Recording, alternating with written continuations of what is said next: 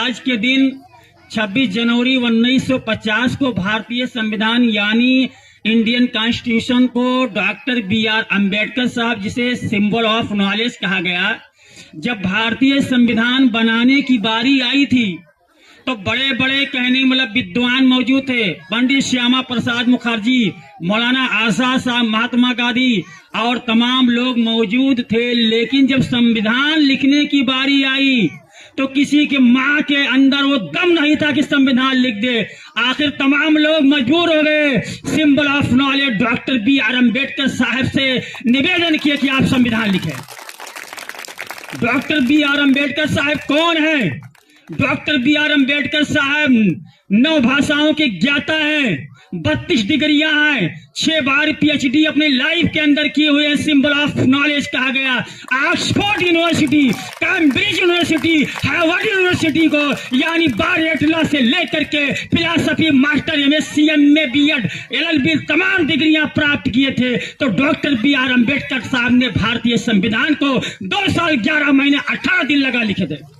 मालूम है, जब बाबा भीमराव अम्बेडकर साहब पढ़ने के लिए जाया करते थे, उनके साथ में छुआछूत भेदभाव होता था। उन्हें बाबा साहब को पानी नहीं पीने देते थे। जब शिक्षक पढ़ाने के लिए तैयार होता था तो बाबा साहब को विद्यालय से निकाल देते थे।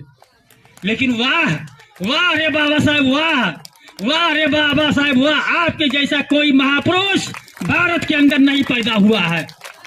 बाबा भीमराव अम्बेडकर साहब भारतीय संविधान को लिखे, यानी उन कहने बाबा साहब ने लिखा, अब राजा के पेट से राजा नहीं होगा, रानी के पेट से राजा नहीं। अगर कोई भारत का राजा होगा तो भारतीय संविधान के अंतर्गत होगा। अब कोई राजा रानी के पेट से नहीं, अगर कोई राजा होगा भारत के अंदर तो भारतीय संविधान के अंतर्गत होगा।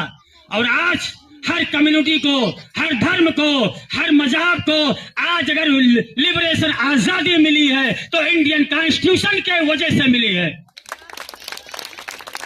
मेरे भाइयों दोस्तों, मैं 1 मिनट और स्पीच लेना चाह रहा हूं। तुम्हारे दादा से, हमारे दादा से, हमारे पूर्वज से, लकड़दादा सकड़दादा कौन है?